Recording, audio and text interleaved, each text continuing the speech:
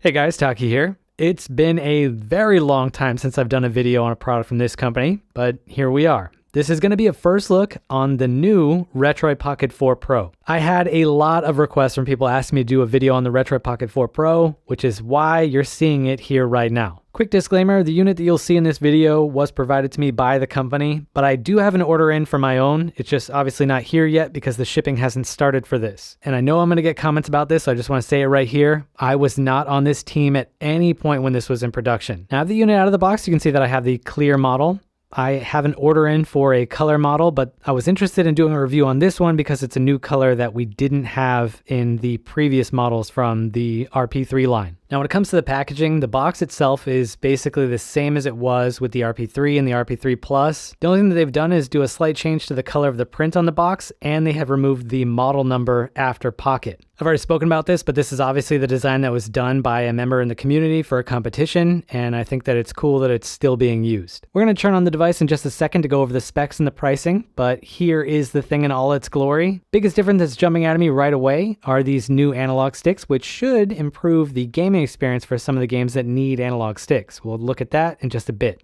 Let's start by going over the specs. When it comes to the RP4, there are two configurations that this comes in with, either a D900 processor or the D1100. The version that I have comes with the latter. This is an 8-core chip with 4 A55 cores clocked at 2 GHz, 4 A78 cores with 3 of them clocked at 2.4 GHz, and a fourth one clocked at up to 2.6 GHz. When it comes to the GPU, we have a Mali G77 MC9 with a max clock of 836 MHz. We also have 8 GB of LPDDR4X RAM, 128 GB of UFS 3.1 storage, a 4.7-inch 750p IPS screen, a 5000 mAh battery, and Wi-Fi 6 and Bluetooth 5.2 for connectivity.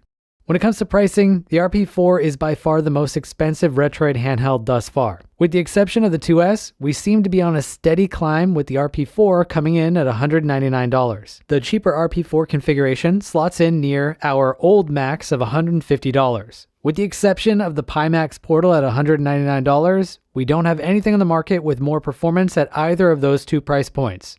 All right, now we're ready for our first section. In this one, we're going to go over an overview of the device. When it comes to the layout, obviously we're using the same layout that we were using on the Retroid Pocket 3 and the 3 Plus, with 2 analog sticks on the bottom that are closer to the center, with a Vita D-pad on the top left and a set of ABXY buttons on the top right. This time around, we also have 4 additional buttons on the front. On the left side, we have home and back, and on the right side, we have start and select, and those are both under those new analog sticks. When it comes to the D-pad, this is using dome switches just like the older models, and this feels identical to how it does on a Vita. But when it comes to the ABXY buttons, those are significantly different than they were on the older models. On the RP3 and the RP3 Plus, they followed the size of the Vita buttons, and this came in at around 6.8 millimeters. But on the RP4, we're a bit bigger at 7.3 millimeters, and this is an obvious change that you'll be able to feel even without measuring them. On top of having slightly bigger buttons, we also have slightly better conductive rubber this time around, and this one feels noticeably softer than the RP3 Plus. I was never really a fan of the conductive rubber in the RP3 Plus, so this is a welcome addition on this one. It's much easier to press, and it feels a lot better to use over an extended period of time compared to the other solution that they were using before. This one was serviceable, but it doesn't feel great. Outside of that, our next change are these new analog sticks, and these are the same sticks on Udon 2. Between those two devices, they make a lot more sense on something that's this small than they do on the Udon 2. A couple of things that I want to point out. This analog top is smaller than the ones that you'll see on handhelds that use Switch-style joysticks. It's not a massive difference, but it is worth pointing out here. Oddly enough, I think they could have gotten away with doing a bigger joystick on this, given how much space they have around the analog stick. Another thing that's worth pointing out is the analog stick is now taller than it was on the RP3 and the RP3 Plus, so while this is still a pocket-friendly device, this is now more likely to get caught on pockets than those other models were. From the base, this is now at 5 millimeters on the RP4, where it was around 3.5 on the RP3 and the RP3 Plus. I can't speak to how this will look on the other models because I don't have them, but another thing that I'm seeing here is they have done away with that extra piece of plastic that was on the inside of this ring on the RP3 and the RP3 Plus. The front of the shell now extends into that area, so this should be better for color matching for some of the other colorways that they're selling. Here's how that looked on the RP3 Plus.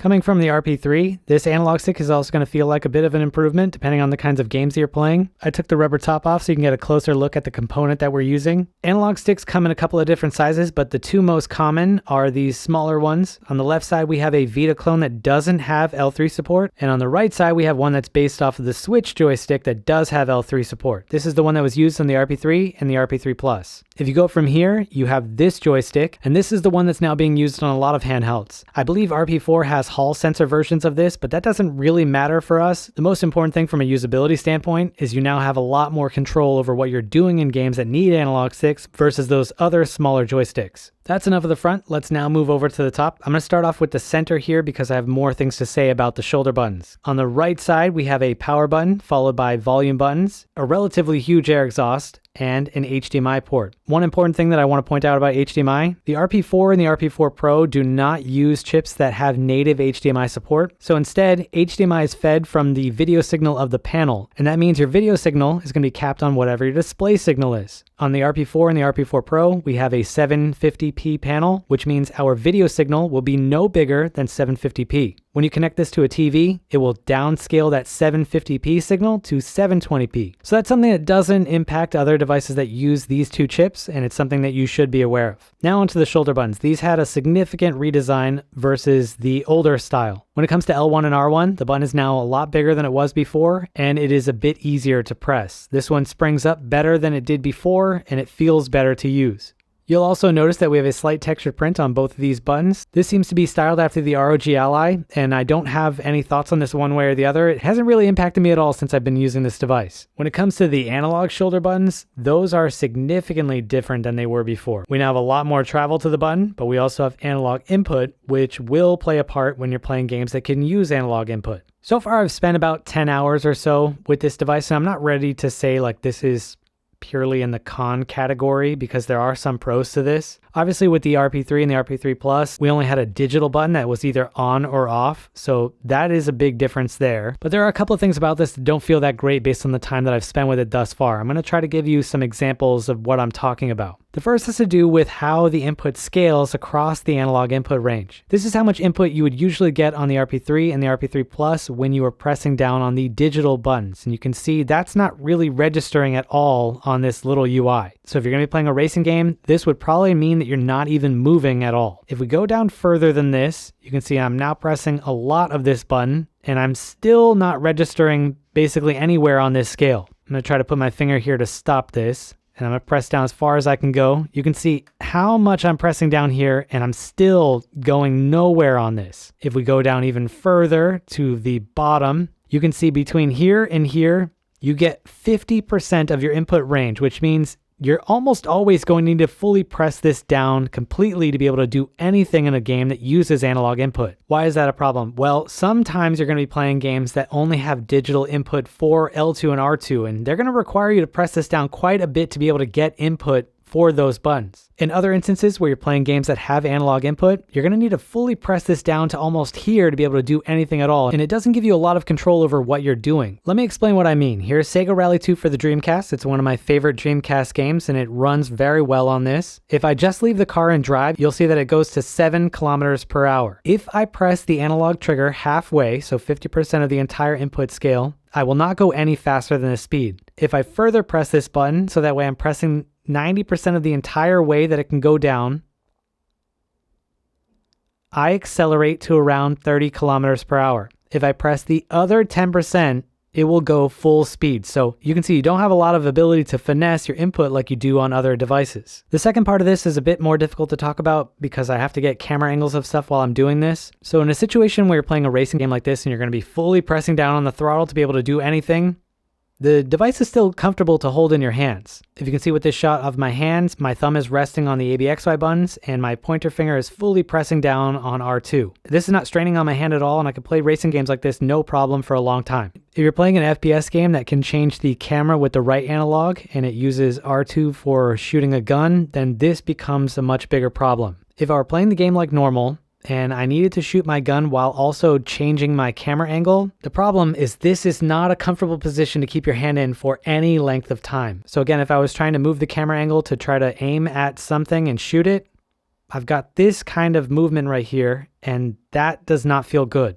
It puts a lot of strain right here, and this is something that I was not used to feeling when I was playing on the RP3 or the RP3 Plus. Let's pretend, for example, this is the RP3, and we only have this much input range because it's a digital button. Well, this doesn't feel bad at all. I could do this all day. This is not straining this part of my hand at all, and it still feels comfortable to hold in the hand. If we were to expand this to the input range of something like the Udon or the Udon Lite, this still doesn't feel that bad. It's not as comfortable as the smaller range when we were representing the digital Switch, but it still feels good. When I need to press down all the way like I would to be able to shoot a gun, this just feels too much. Again, this is not a problem that I have on the RP3 or the RP3 Plus. Those don't have analog buttons, so that's kind of a downside, but they aren't uncomfortable to use for FPS games, and this layout was kind of picked to be able to play those games the best. In this section, we're going to talk about the software on the RP4, and a lot of the stuff here is the same as it was on the RP3 and the RP3 Plus, so there's not a lot to go over here, but I do just want to just do a brief overview. This is how the device looks after I've fully configured it. It has a clock here by default. I've removed that and put all of my icons on this main screen. We still don't have an app drawer with the ROM that we're using here, so you're going to have all of your icons on this front page or inside the Retroid launcher.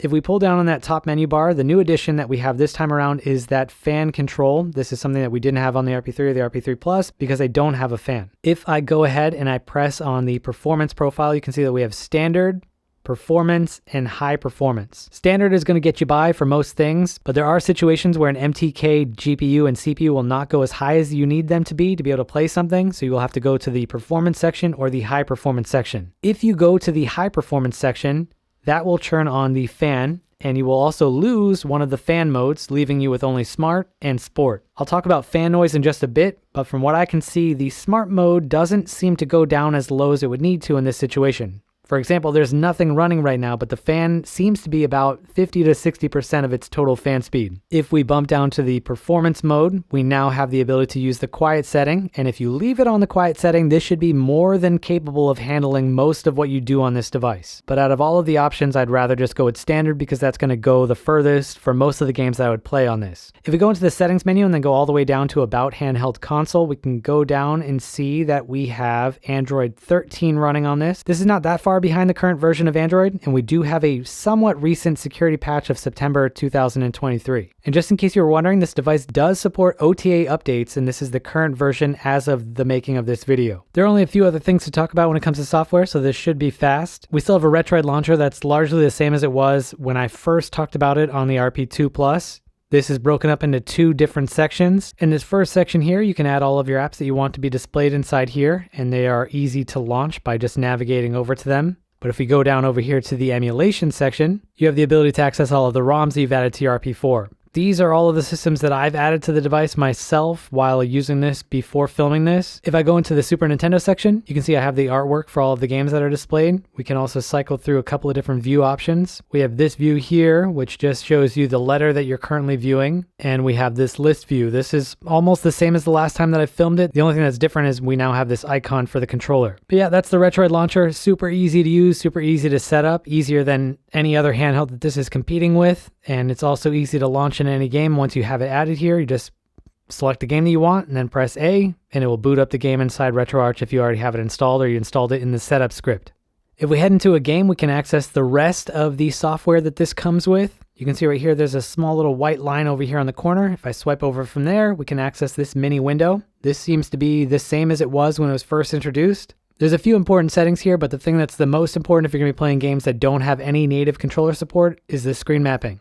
I've already mapped a couple of useful things here. I can press L1 to open up the chat window and then press L2 to start talking. And then when I'm done with this window, I can just press L3 to get it to go away. I can also press R1 to open up this menu, or R3 plus the D-pad to change the camera angle. And this is just an example of what you can do with a game that you wouldn't think about having controller input. If you're going to be playing a game that has on-screen controls, then everything just works out much better. The only issue that I found is the change view mode for the right analog stick is a bit jerky when it gets to the end of the movement. You can see what I'm talking about if I just move the analog stick over to the right and hold it there. There's a period of time where it just stops. It's possible that it was always like this and I just never noticed, but this should be an easy thing to fix. If I turn on the show taps option in Android, you can see what's happening when we're using that option.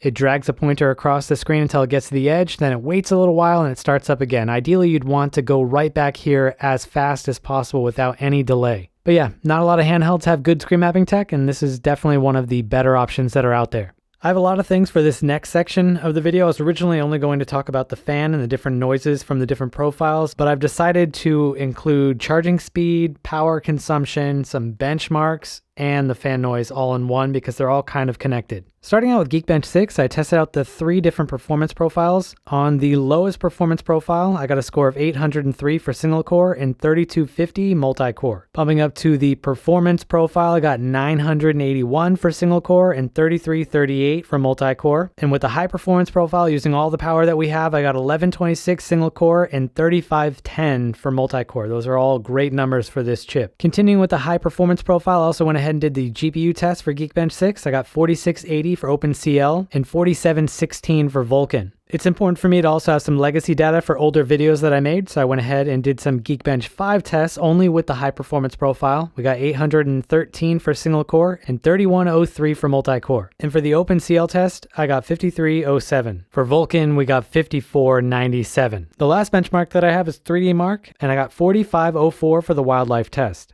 Next thing that I want to talk about is power consumption and charging speeds. Right now I have this sitting inside an application with the charge drain visible and an overlay that shows all of our CPU speeds. So anyway, at this stage right here with brightness at 100%, nothing else running in the background, we're using about 400 to 500 milliamps. So now we have the minimum power consumption with the screen on max brightness. Let's go ahead and find the best case scenario for this with the brightness set to the lowest level. This is a very bright panel. I have to crank the ISO for this, but you can see our charge drain goes down to around 100 to 200 milliamps, which is not that bad. This isn't the lowest brightness level that I've seen on a handheld, but it should be good enough if you want to play this in bed at night as long as no one else is around you. This doesn't matter as much because you'd probably always have this plugged into a charger whenever you're going to use the HDMI port, but I do want to check out the power consumption of that because it does add a lot more power consumption to this to be able to send that video signal to the HDMI port. Now you won't be able to see it because the video signal is now going to a different screen, but actually when you take into account that you're not powering the backlight anymore, the power consumption isn't that bad. It's now reading between 500 and 600 milliamps.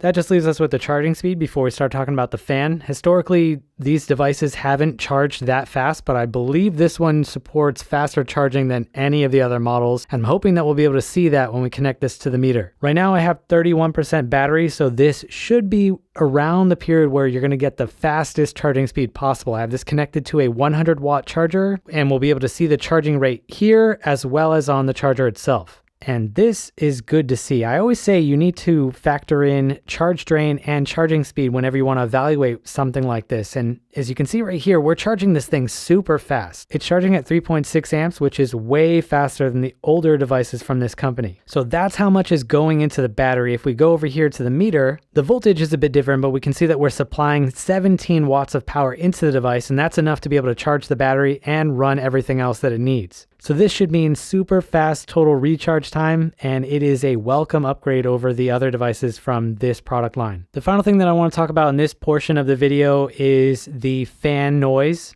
There are 3 parts of this. For most of what this device can do, you don't need to have the fan on at all. I think the heatsink should be able to handle pretty much anything from, like, let's say PS1 and down. You're not going to need it. You can even upscale some of those and it's not going to cause any kinds of issues with heat or anything like that. This is an efficient chip. If you want to use the performance option, then you're probably going to want to keep this on the quiet profile. Performance is also going to be able to get you most of the performance that you'll need for all of the things that this chip can do. When you have the fan on the quiet level, it does not make that much noise. It actually is very quiet. You won't be able to hear it. It's comparable to the fan noise that you'd hear in a Switch. When it comes to the smart profile, that is going to depend on the profile that you're using. So right now, I am not doing anything, and I have it on the quiet profile with the lowest performance profile. If I switch up to the smart profile, the fan speed kicks up significantly, which doesn't really make sense because this thing isn't hot at this point. And we can know this by just going over to the thermal sensors and seeing that everything is around 40 Celsius at idle. So smart seems to be tuned too high, and sport is super high. So high, in fact, that I probably would never want to use it on sports mode. When you want to take advantage of the things that this chip can do that other things can't, you're going to need to be in the high performance profile. And when you do that, you're going to be locked at either the sports profile for the fan or the smart profile.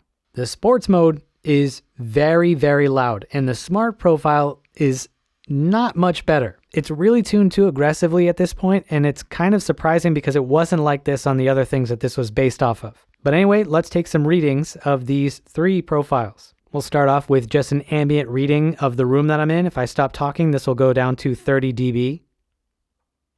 Or it'll shut off. Let me turn it back on. And now I'm going to turn on the quiet fan profile. As you can see, it is very quiet, and it does do a great job of handling the passive heat that you'd have to deal with in your hands when you were playing something like the RP3 Plus or the RP3. Now let's go up to the Smart profile. So yeah, that's a bit louder, but we're on the lowest CPU profile that we can use on this. We'll take a look at the highest in just a second. Let's now go up to the Sports mode. Sports mode should give us a worst case scenario of this. And as you can see, that is a lot louder. One thing that I will point out, this microphone is not in the direct path of the fan exhaust, so it's not reading as loud as it would have if I would have put this where my head would be from this fan exhaust if I was playing. I'm just trying to capture the noise around this device when you're playing, because this is actually pretty loud when you're using the Sports profile. Now let's go up to the High Performance profile, and then we'll turn on that Smart mode again.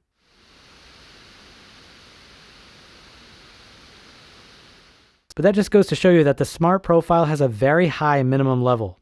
I have one more big section to get through in this video, but I want to switch over to some gameplay. This video was only intended to be a first look, and you can already see how long this one is, so I'm going to save some stuff for a full review that will come after this, and that will include a lot more gameplay and performance testing. When it comes to Android gaming on the RP4 or the RP4 Pro, you should be able to play any Android game that is out there right now. There might be some edge cases that are too demanding that I'm not aware of, but this level of hardware is way higher than the minimum target for game developers. If we take into account the kinds of Android games you can max out on this hardware, this and the RP4 are now the best and most powerful small handhelds for Android gaming. When you factor in that we already have good screen mapping software for games that don't support native controls, that just increases the gap between this and other options. But if you're only interested in Android gaming, there's not really a big difference between either of the RP4 models. Emulation is a bit different. This is going to have to wait for an emulation deep dive video with this and the RP4, but I am surprised by what this chip can do. When it comes to 3DS, this has been holding up very well with the games that I've thrown at it. As you probably know, Snapdragon processors are universally better for emulation across the board thanks to their GPU, but some of these emulator developers are putting in a lot of work to make Mali GPUs not a bad option. I remember that it wasn't that long ago when this game was way too difficult to run and it had crazy graphical issues. It still has some stutters here on the RP4 Pro, but it is good.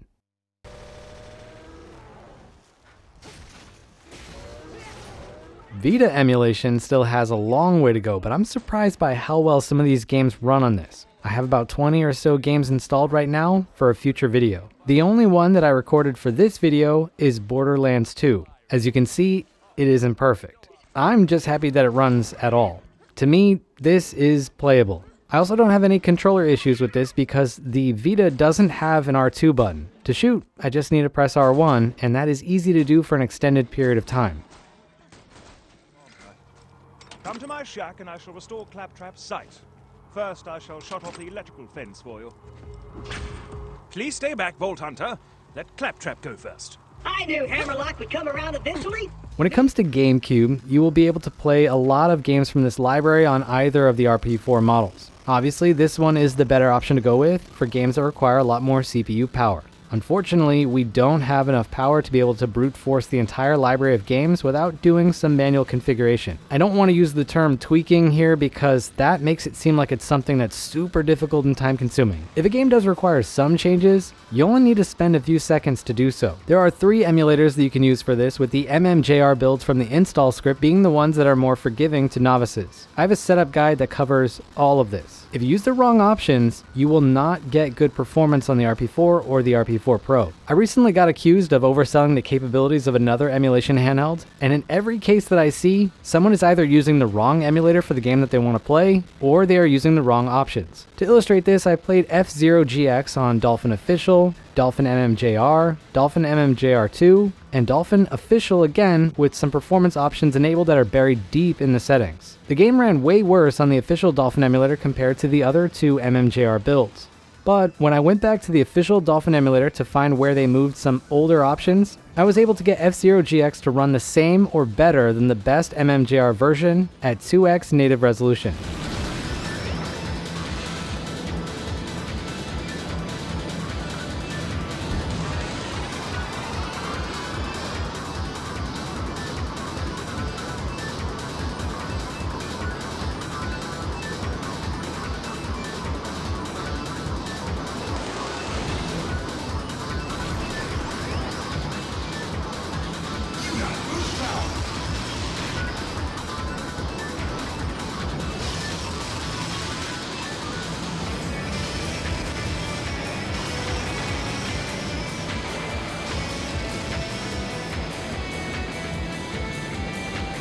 All of the same things apply when it comes to Wii Emulation. MMJR is going to be a lot easier on people that don't like to mess with per-game configurations when they're needed. Stuff will generally just run with a single global profile, but it does not have the best compatibility for Wii games. So you're stuck with either MMJR2 or the official Dolphin emulator. Super Mario Galaxy 2 is a relatively demanding game to play on Android handhelds, and it's even more demanding when you don't use those MMJR versions. I was able to get it running here almost flawlessly at 2x native resolution for 720p on the official build without any issues. Unless I run into a game that just can't run on this official build, I don't think I'll bother filming games on the MMJR builds for future RP4 videos.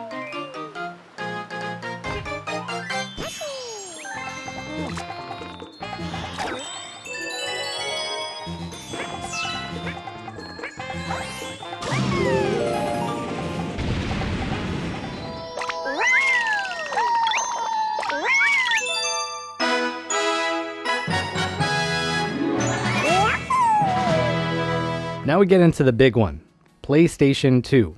The RP4 and the RP4 Pro are PlayStation handhelds. That just means that they can emulate games from this system. Recently, I've been seeing a lot of people throwing around percentages all over the internet when it comes to how much of a library a certain handheld can play. Whenever I see this mentioned with PlayStation 2 in the sentence, my BS meter just goes to red because it's almost impossible to have any meaningful estimate like that without testing a lot of games. There are over 4,000 PlayStation 2 games, and in my entire life, I don't think I've tested or played more than 400 or 500.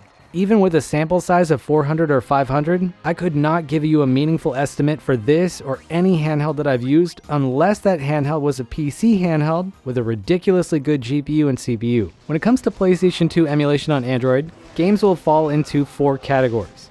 Games that cannot run well on any ARM processor at all, games that require a lot of CPU power to run, games that require specific things that must be supported by the GPU, or games that are easy to run. If we exclude the first category since no ARM processor wins, the RP4 and the RP4 Pro have strengths for the other 2 remaining categories. Going forward, I'm going to try to come up with a systematic way of classifying this and other systems to make this easier to extrapolate data from the tests that I do if I don't end up testing a specific game that you care about the most. And I hope that helps.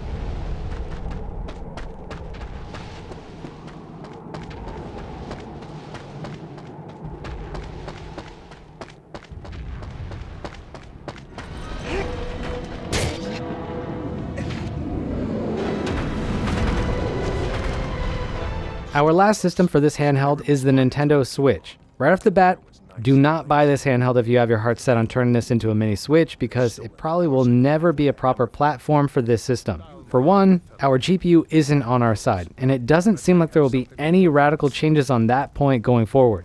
That's not to say that you can't get some nice stuff running on this because there are some big name games that are playable at this point. The recent NCE update, as well as lowering rendering resolutions, helps this processor do a lot. If you stick to 2D games that don't have a lot of crazy stuff going on, then it will be a better experience. Bigger 3D games are either going to crash outright, have graphical issues, or just not boot at all. So think of Switch emulation as a bonus if you buy this, and don't be disappointed if it never improves more than it is today. I think that is the right mindset to go into this. We're going to switch gears now and start talking about the elephant in the room, which is the display itself. I was originally not planning on having any deep dive sections in this first look, but I think this is something that's pretty important that I do want to cover in this video. A couple of things that we need to get out of the way. By default, this device will have a single wallpaper, and this wallpaper has some green colors in it that are also darker. If we pull down on the top menu, you can see that the menu also has a lot of those colors applied. And if you weren't aware, Android will take colors from your wallpaper and do this to theme out the system UI. Now, to be honest, when I first got this device and I turned it on, I was like, ooh, that does not look good. And it still doesn't look great. What I want to do now is change this wallpaper to something that's neutral so we can eliminate any impact that it's having over this display and how the UI is represented. So what I'm going to do now is hold my finger down on the screen, then go to wallpapers. I've already added a 750p wallpaper that is pure white. So I just need to go ahead and select that and then apply it to the lock screen and the home screen. So now we have a pure white background on the device, and we also have this filmed on a pure white background. No matter what YouTube does to this video, it should be super obvious for you to be able to evaluate how this screen looks on your own without me even saying anything at all. If we go ahead and pull down that top menu again, we can see that those top toggle buttons are now a slightly different color. They're a bit more blue than they were before. Now I have to caveat this by saying the same thing that I always do. If you only have one tech device in your life, then this will look normal to you. If I was stranded on an island like the Castaway movie and this was the only thing that I had, then I would think this color here for white looks normal. Unfortunately, I have a lot of tech devices in my life, and this is the only one that looks this far out of place. This white color here is green, and I'm not used to seeing that.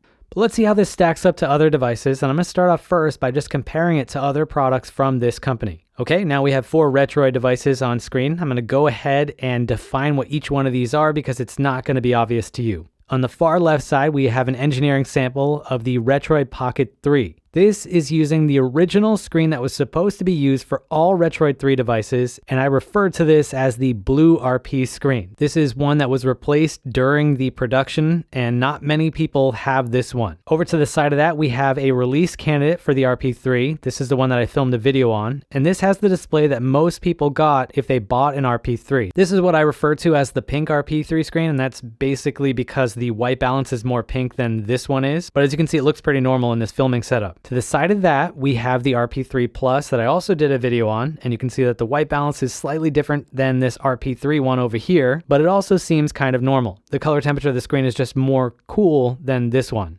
And to the far right, we have the RP4. And you can see out of all of these, this one is the one that stands out the most in a bad way. Don't get me wrong, this RP3 over here does look bad. And I'm happy that many people don't have this screen because it doesn't look great on the eyes. But this one looks abnormal out of this entire bunch. Now I also went ahead and benchmarked all of these, and I don't really want to spend a lot of time on this. Here are the graphs for the 4 devices that you're looking at on screen right now. Now recently there was somebody that got super bent out of shape about a different device that I did a video on. So I just want to explain something really quickly in this. The bar graph on the left side of the screen represents how accurate each display is at representing colors in the sRGB color space. Ideally, you don't want any of these bars to have a value that's greater than 2. And anytime you see a long bar, that means that color is not accurate at all. But the thing that we care about the most in this discussion is how the color white is represented on each of these panels to a machine. And this shows that the new screen in the RP4 is objectively green. Now I have one more device that I'm going to show with this, but I do want to just say that you can come in here and adjust some of this based on software. I've talked about this in other videos, most recently when I was talking about some of the adjustments that I did on the original Win 4. The problem is that this is not a free change. Whenever you make these kinds of adjustments, you're going to lose out on 3 parameters.